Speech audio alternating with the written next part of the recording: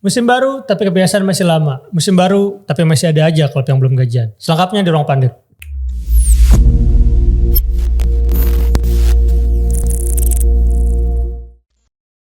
Kembali lagi di Ruang Pandit. Kali ini bersama gue Abdi dan Mas Ira. Di sini kita punya topik cukup serius nih Mas di pekan belakangan lah gitu. Lumayan serius karena ini menyangkut rekening. Iya, Menyangkut menyangkut duit, menyangkut dapur. Perut tuh kalau udah urusan perut gak usah main-main lah. Iya. Karena kita bahas ini bukan artinya kita so tahu, tapi karena memang udah ada statement dari salah satu klub peserta Super League kemarin Persis Solo yang sempat announce mereka memang kesulitan membayar gaji sejumlah pemain walaupun update terakhir yang kita dapat sedang proses mulai dilakukan pembayaran, tapi tetap aja ada kasus serupa, kasus kayak gini ini bukan hal baru kan di sepak bola kita dan kembali terjadi. Dan di statementnya Persis juga dirilisnya Persis bilang salah satu kendalanya adalah beberapa mitra yang belum membayarkan kewajibannya. Mitra kan banyak, ada sponsor dan segala macam dan segala lain gitu. Ya benar. Terus juga selain Persis kemarin baru 2-3 hari belakangan ada Bernardo Tavares yang lagi-lagi curhat. Gue belum gajian nih gitu. Karena ini kalau Tavares malah bukan pertama kalinya dia bilang pertama, gitu. Iya, naik lagi. Tapi dia belum gajian. Dia berapa ya? 5 bulan. 5 bulan. Apakah 5 bulan itu dari yang terakhir dia statement dia belum gajian juga? Yang dulu. Yang dulu. Harusnya udah ya. Kan itu kan statement dia belum gajian yang dulu itu ketika PSM juara. Sebelum PSM juara. Iya, sebelum PSM juara, sebelum Wiljan Pluim pindah ke Borneo kan. Berarti kan jaraknya ada lama tuh.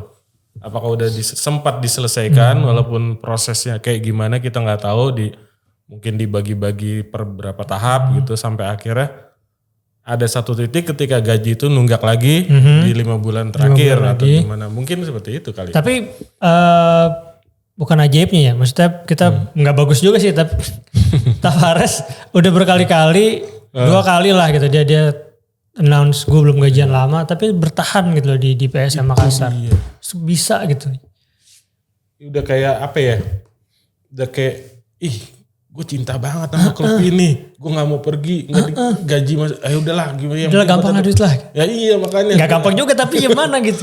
Maksudnya kita tahu.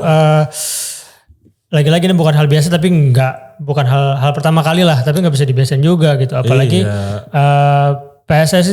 waktu itu PSSI, I-League dan API sempat meluncurin komite untuk gimana menanggulangi intinya gimana penyelenggaraan liga untuk lebih profesional lah, dari sponsorship dan segala macam, salah satunya tentang gaji pemain gitu. Dan ini masih terjadi, artinya kan memang masih pekerjaan rumah yang lumayan berat banget nih untuk sepak bola kita gitu. Banget.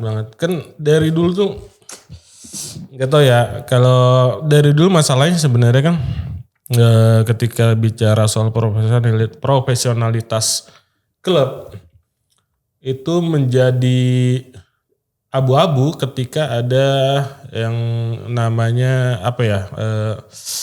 ketika sebelum mulai biasanya screening itu, gue lupa lagi namanya. Kayak RUPS. Lisensi ini apa sih? Verifikasi ya. Ketika verifikasi ini kan terlalu banyak quote on quote intrik dalamnya kadang-kadang ya. Kalau di liga kita kan isu yang beredar tuh masalah standar stadion, oke, bisa diakalin. Ya, dengan stadion lain bla bla bla gitu. Terus keuangan pembukuan bisa diakalin dengan yang penting pembukuannya dibuat seperti apa gitu, masalah utang piutang dan lain-lainnya gitu. Terus masalah kesehatan finansial klub ya udah termasuk juga gitu, bisa diakalin gitu. Jadi seolah-olah verifikasi ini hanya formalitas gitu. Bahkan klub-klub yang pada akhirnya kelihatan nggak sehat atau mungkin tiba-tiba nggak sehat, itu jadi masih aja bermunculan gitu. Padahal kalau verifikasinya udah jelas dari awal kan sebenarnya ini bisa dihindari kan.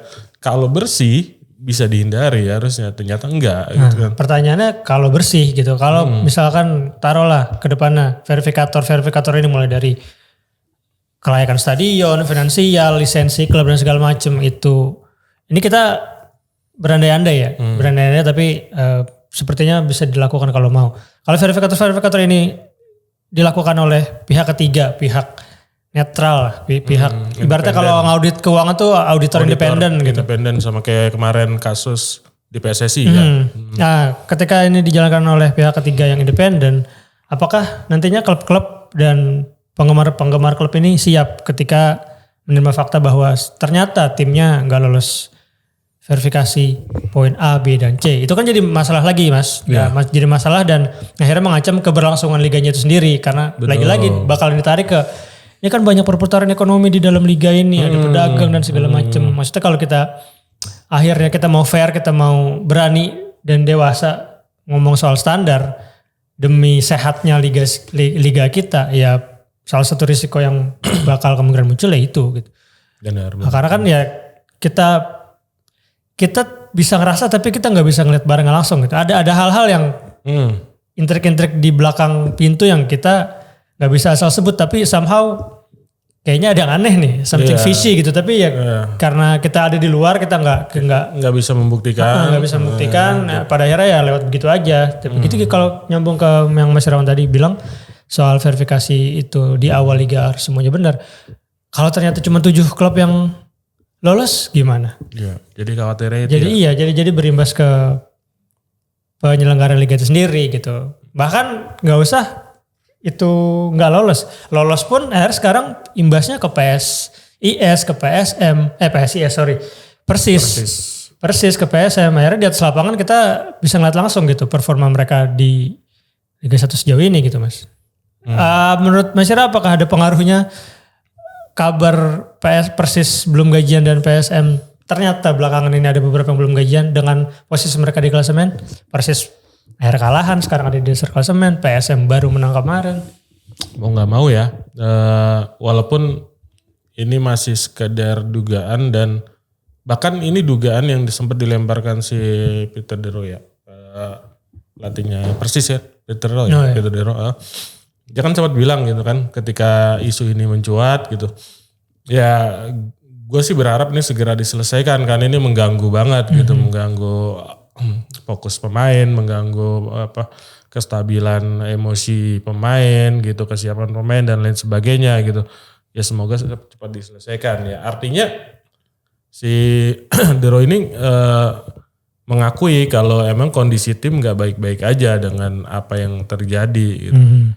Ya kayaknya lumrah lah ya ketika udah bekerja secara profesional tapi gajinya ternyata atau ditunggak atau dipangkas atau apa ya, lu kan pasti akan merasa ada sense emosional dan psikologis yang dipengaruhi. Nah ya apalagi ada yang harus lu tanggung di belakang lu gitu, misalnya keluarga, anak, istri dan lain sebagainya. Pada akhirnya itu sangat berpengaruh kepada psikologis pemain dan ya mau nggak mau impact ke timnya sih sebenarnya akan terasa juga, walaupun nggak tahu ya PSM dulu kan tetap bisa juara walaupun di tengah kondisi itu. Ya itu mungkin balik lagi semua beda-beda ya, setiap pemain beda-beda, setiap klub juga beda-beda dan kalau PSM mungkin Bernardo Tavares bisa tetap mempersolid tim di tengah kondisi seperti itu, walaupun ada 1-2 yang teriak-teriak ya. Dulu Jakob Janca kan juga teriak-teriak, Wiljan Pluim akhirnya cabut dulu. Nah, itu kayak gitu. Tapi akhirnya PSM pecah telur kemarin. Ya, itu dia kemenangan pertama. PSM lawan Persija. Persija kalah pertama. Tapi kalau dari segi permainan kita ngelihat pertandingannya, memang PSM layak menang sih. PSM pantas untuk menang karena ya mereka main lebih disiplin, lebih siap ngadepin Persija. Bola-bola Persija itu banyak yang putus di tengah. Terus juga dari segi serangan ya lebih masuk 2 gol itu dari free kick dan dari crossing. Ya sebetulnya secara kasat mata di atas lapangan, kalau pertandingan kemarin ya kayak bukan tim yang belum gajian gitu. Oh iya. Ya kayak semua berjalan dengan normal aja untuk PSM gitu. Mereka mungkin yang tadi Mas Ray bilang Bernardo Tavares bisa merekatkan pemain-pemainnya, memotivasi pemainnya untuk ya oke lah kita belum gajian tapi urusan kita harus diselesain dulu nih. Persija kita belum pernah menang dan akhirnya mereka menang 2-0 di kandang. Untuk Persija sendiri justru malah jadi pertanyaan gitu, jadi anomali kenapa belakangan mulai performanya udah mulai kedodoran ya karena kan di awal sempat tancap gas, kita sempat bahas juga kalau liga ini maraton, kapan Persija akan kedodoran. Sepertinya 2 minggu belakangan udah mulai kedodoran, seri di kandang lawan Bali, kemarin away lawan PSM kalah. Ada penurunan gak Mas yang Mas lihat dari Persija di 2 pertandingan belakangan? Kalau dugaan gua khususnya, dugaan kita sebelumnya kan di episode waktu bahas Persija itu kan kemungkinan Persija turun ini kan ketika pemain-pemain intinya udah mulai bertumbangan gitu lah, udah mulai Persija nggak turun dengan full squad dan opsi kedua faktor non tenis ketika Persija harus memikirkan gue main di kandangnya di mana gitu. Dan ternyata belum sempat masuk ke tahap itu Persija udah mengalami situasi ya fluktuasi dan kalau ngelihat kayak gini sih berarti kan apa titik jenuh, apa ada strategi yang udah mulai kebaca sama tim lawan, bertumpu, Maxwell lagi, Alano lagi. Gue ngelihatnya Persija ini bermain dengan karakteristik yang hampir sama di setiap pertandingan gitu. Dan menghibur sampai akhirnya semua lupa bahwa permainan menghibur Persija ini bisa dibaca oleh lawan dan bisa ditemukan titik lemahnya sampai akhirnya benar kejadian ketika lini tengahnya dimatikan. Ketika sayapnya dimatikan, akhirnya Persija nggak berkutik gitu, dan itu kunci ketika PSM berhasil mengalahkan Persija dan ini jadi evaluasi besar tentunya buat si Mauricio Sousa gitu ke depannya bahwa apa yang gue lakukan ternyata nggak bisa terus menerus dijalankan, gue harus fleksibel dalam menjalankan taktik ini, gue bahkan bisa aja dia berpikiran gue harus cenderung pragmatis. Jadi pragmatis dalam hal gue memanfaatkan momen. Jadi nggak benar-benar gue harus tancap gas, gue harus mendominasi, gue harus melihat situasi gitu di lapangan kayak gimana dan fleksibel dalam menerapkan taktik. Itu yang belum dilihat sejauh ini dari Sousa kan, dia nggak terlalu punya plan B yang matang gitu. Plan B rencana cadangan ketika rencana utamanya dia buntu gitu kan ketika Maxwell. Sebenarnya ada dia plan B. Ketika plan A-nya gagal, dia langsung menerapkan plan B. Plan B-nya itu adalah kembali ke plan A itu dan akhirnya jalan seperti itu lagi. Jadi iya waktu kalau Alano kemarin ya Maxwell, Alano dan Tubarau nggak terlalu bisa akhirnya mati dikunci di posisi masing-masing ya udah nggak ada pilihan lain gitu. Jadi kalau dari ya tadi kita udah gajian PSM. Jadi apa Persija belum gajian? Itu nggak tahu. Itu kita belum ada statement kayak gitu dari. Masa setiap tim yang baru kalah kita anggap belum gajian ya? Kita kan bilang belum gajian karena emang udah ada kabar dari dua tim itu. Benar. Tapi yang Persis itu isunya dari mitra kerja sponsorship dan lain-lain. Kabar yang beredar ada kaitannya dengan I-League ya atau dari Persisnya kan nggak ada statement kayak gitu. Iya, cuman dari info yang akhirnya kita kumpulin gitu dari beberapa pihak di luar, memang ada beberapa klub yang belum menerima uang apa sih istilah? Uang subsidi, dana kompensasi liga musim lalu ya. Oke. Musim lalu karena kan memang sebetulnya uang itu tuh dari dulu LIB dibayarkan memang di akhir musim. Gitu. Untuk musim ini ya udah pasti belum ada karena baru awal musim. Itu dibayarkannya setiap akhir musim, tapi yang belum diterima oleh beberapa klub ini itu dana kompensasi musim lalu yang memang harus sudah dibayarin gitu. Tapi kan sejauh ini walaupun ada beberapa klub yang sempat kita tahu belum dibayarin uang kompensasinya, yang baru speak up soal masalah gaji baru Persis sama PSM. Karena langsung dampaknya terasa ke mereka gitu. Gitu. Sebenarnya anehnya PSM sih, maksudnya ada beberapa kali bukan kena ya, ada isu penunggakan gaji gitu. Padahal pada saat yang bersamaan CEO PSM itu juga direktur keuangan LIB. Maksudnya lebih ke pengawasannya gimana gitu. Governance si pengelolaan klubnya itu seperti apa? Masa dari pihak LIB ada pembiaran gitu. Sadikin Aksa ya. Sadikin Aksa. Jadi maksudnya apakah ini jadi salah satu contoh konflik kepentingan kah Mas? Atau seperti apa Mas? Karena harusnya dari LIB kan sebagai operator tegas dong ke klub. Iya. Gitu. Tapi ini gak sekali 2 kali. Maksudnya gak sekali. Tavares speak up lagi. PSM lagi. Gitu. Kenapa? Yang kalau soal internal LIB dan sekarang A-League gue nggak mau terlalu kecampur ya, kan ada jatah masing-masing kan kayak tahun ini kan dari Persib juga diganti kan Glenn Sugita yang masuk kan kalau nggak salah. Terus dari PSM ada Sadikin Aksa, sebelumnya kan ada Api ya. Munafri Arifudin siapa namanya? Ya pokoknya Api. Itu. Tapi yang lebih gue serotin sebenarnya ketika A-League ini menunjuk orang Jepang. Si jadi GM ya, kalau nggak salah GM si Takeyuki Oya atau siapa namanya, Oya pokoknya. Itu kan di antara